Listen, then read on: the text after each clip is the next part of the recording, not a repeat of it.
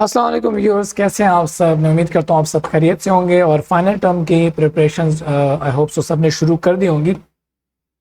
आज की वीडियो में हम कुछ टिप्स एंड ट्रिक्स लेके आए हैं जिसे फॉलो करके हम फाइनल टर्म की जो तैयारी है वो बहुत अच्छे से कर सकते हैं।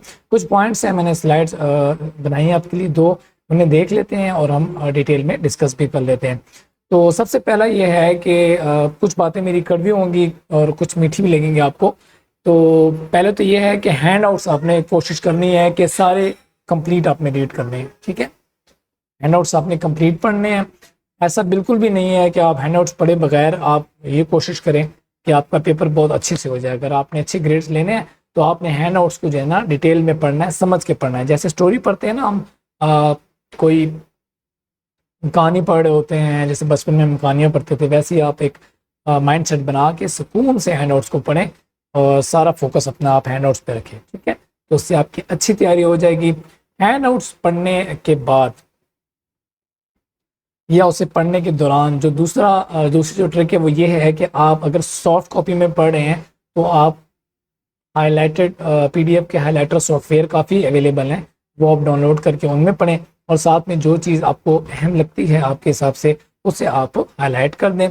और जो स्टूडेंट्स बुक के ज़रिए पढ़ते हैं तो वो बाज़ार से हाईलाइटर ले लें मुख्तलिफ कलर्स के और उस हाईलाइटर्स को यूज़ किया करें, ताकि जब आप पूरे हैंड आउट्स कम्प्लीट पढ़ चुके ना तो पेपर से एक दिन पहले रिवाइज करते वक्त आपको वो जो हाईलाइटेड चीज़ें होंगी वो आपको अच्छे से चीज़ें रिमाइंड कराएंगी, ठीक है। ये वो टिप्स एंड ट्रिक्स हैं जो मैं यूज़ करता हूँ। अल्हम्दुलिल्लाह मेरे ग्रेड्स काफ़ी अच्छे आ रहे हैं। ये देखें, जैसे मेरे एक सब्जेक्ट है सॉफ्टवेयर इंजीनियरिंग का, उसे मैं जब स्टडी करता हूँ तो मैं कोशिश करता हूँ कि चीज़ों को अच्छे से हाईलाइट करूँ अपनी यादाश्त के लिए। और जहाँ पे 3 डेफिनेशंस हैं, कंपैरिजन आ रहे हैं, तो मैं वहाँ पे 3 कलर्स यूज़ कर लेता हूँ। इसके अलावा कहीं पे एक लफ्ज़ को अगर पॉइंट करना हो तो उसके लिए मैं डिफरेंट कलर यूज़ करके सिंपली उसे पॉइंट कर देता हूँ, ठीक है। तो आपने स्टडी को थॉरोली करना है, इससे ये होगा कि आपको आसानी होगी फाइनल टर्म की रिवीजन करते वक्त काफ़ी।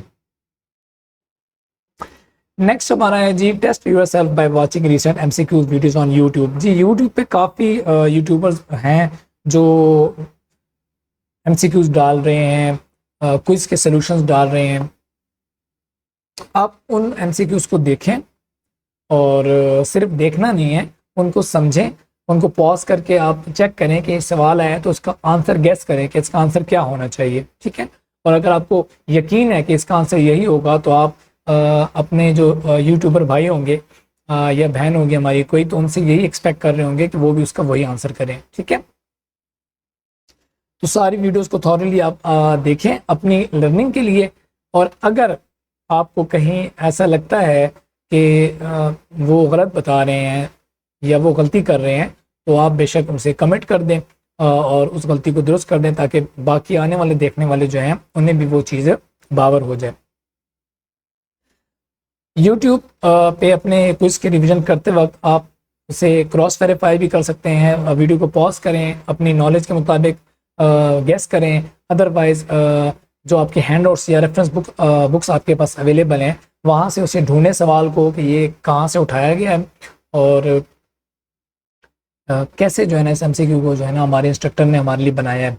और रिसेंट एमसीक्यूज़ का लफ्ज़ मैंने इसलिए यूज़ किया है कि जो रिसेंट हमारे एमसीक्यूज़ आ रहे होते हैं ना एलएमएस पे, जिसकी वीडियोस बना के यूट्यूबर डाल रहे होते हैं, तो ज़्यादातर चांसेस यही होते हैं कि आपके पेपर में भी वही एमसीक्यूज़ आएँ, ठीक है। तो यहाँ पे एक मस्ती के लिए मैं यहाँ पे कमेंट लिखा है कि अगर आपको किसी गलती नज़र आती है ना तो आप उन्हें गाइड करने के लिए दूसरों को आप वहाँ पे कमेंट कर दें और उसका राइट आंसर भी दे सकते हैं अलॉन्ग विद टाइम स्टैम्प, ठीक है।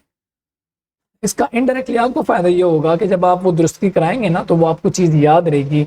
अगर पेपर में कहीं आ जाती है तो आपको याद रहेगी कि हाँ मैंने वो ये आया था और मैंने उस पर कमेंट किया था, उसका जवाब ये नहीं ये होना चाहिए। तो ये ट्रिक जो है आपको काफ़ी हेल्प करेगी पेपर्स में। नेक्स्ट जो आपकी टिप है वो ये है कि computer typing practice. Computer typing practice is very important factor. आप व्यू में जब ऑनलाइन पेपर अटैम्प्ट करने जा रहे होते हैं तो ऑब्जेक्टिव्स में तो आपके माउस की अच्छी प्रैक्टिस होनी चाहिए। इसके अलावा लेकिन जो आपका सब्जेक्टिव पार्ट है उसमें काफ़ी स्टूडेंट्स के जहन में बहुत कुछ होता है और टू द पॉइंट में से जो है ना सवाल आते हैं आपके, लेकिन उन्हें लिखने के लिए भी time management during the paper बहुत मुश्किल टास्क है। लेकिन अगर आपकी टाइपिंग स्पीड अच्छी है तो ये आपके जो है ना बायां का खेल बन जाएगा। आप आसानी से जो है ना अपना आंसर या अपने व्यूज़ जो हैं वो आंसर में टाइप कर सकते हैं। ठीक है, तो टाइपिंग प्रैक्टिस बहुत ज़रूरी है। मोबाइल पे टाइपिंग तो काफ़ी हम आजकल की जो हमारी जनरेशन है बहुत तेज़ है हमारी, लेकिन कंप्यूटर टाइपिंग इसलिए इम्पोर्टेंट है क्योंकि हमने कैंपस में कंप्यूटर पे पेपर अटेम्प्ट करना होता है। वर्ड्स वर्सेस मिनट्स, एक्चुअली आप जो टाइपिंग स्पीड काफ़ी सॉफ्टवेयर हैं आप उनको यूज़ कर सकते हैं अपनी टाइपिंग स्पीड को अच्छा करने के लिए, या MS वर्ड पे आप टाइपिंग करें, आप काउंट करें कि आपने कितने टाइम में जो है कोई चीज़ का टाइप की है, तो उससे भी आपको अंदाज़ा हो जाएगा कि आप 1 मिनट में, 2 मिनट में, 5 मिनट के टाइम में कितने वर्ड्स टाइप करने हैं। ठीक है, तो MS वर्ड में एक फीचर है, अपने जो स्टेटस बार होती है उसमें वहाँ पे आपको टोटल वर्ड्स जो आपने टाइप किए होते हैं वो आपको शो करा रहा होता है। तो बेहतर ये है कि आप कोई टाइपिंग मास्टर सॉफ्टवेयर जैसे हैं हमारे पास अवेलेबल इंटरनेट पे, जो फ्री सॉफ्टवेयर हैं उन्हें आप डाउनलोड कर लें और उस पर आप प्रैक्टिस कर सकते हैं। नेक्स्ट हमारे पास है जी, do practice on software recommended by view instructors.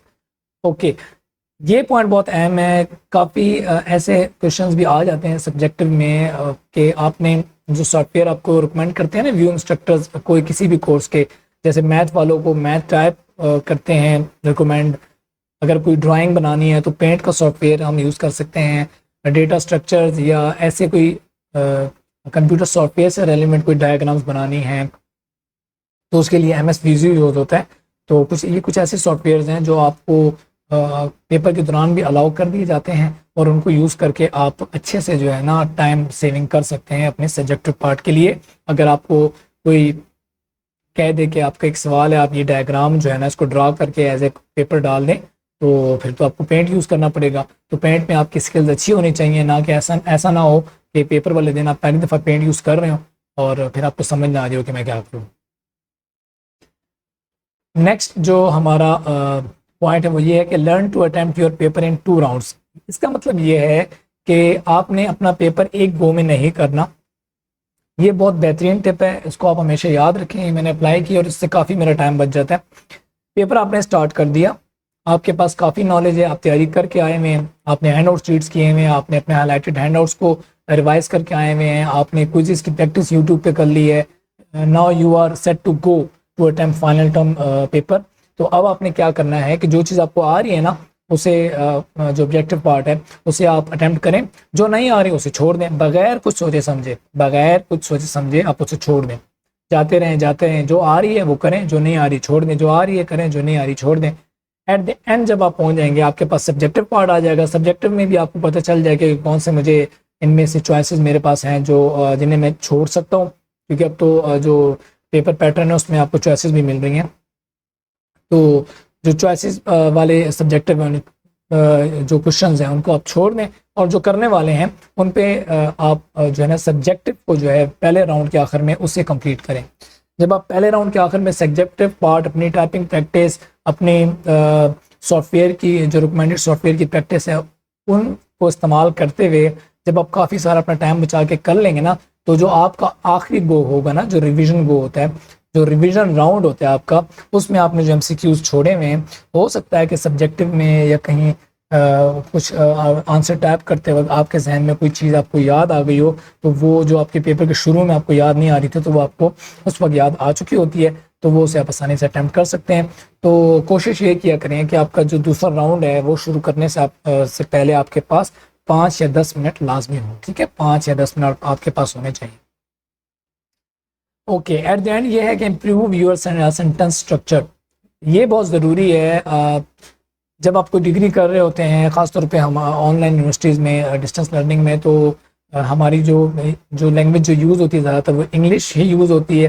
तो इंग्लिश की आपकी जो सेंटेंस स्ट्रक्चर की जो स्किल्स हैं वो बहुत अच्छी होनी चाहिए और उनको आप इम्प्रूव करें। वो आप कैसे कर सकते हैं? आप इंग्लिश में बात करें, आप मैसेज करते हैं आपस में दो दोस्त, तो आप इंग्लिश में जो है ना मैसेजिंग करें, लेकिन आपको बताएगा कौन कि आपकी गलतियाँ कैसी हैं या आप क्या गलती कर रहे हैं कोई भी मैसेज टाइप करते वक्त। तो उसके लिए रिकमेंडेड एक सॉफ्टवेयर है ये फ्री सॉफ्टवेयर है, कीबोर्ड सॉफ्टवेयर है ग्रामरली, आपके मोबाइल एप्लीकेशंस पे इसे आप प्ले स्टोर से जाके डाउनलोड कर सकते हैं। ग्रामरली को यूज़ करें, आप इंग्लिश में लिखने की कोशिश करें, वो आपको बार बार आपकी गलतियां बताएगा।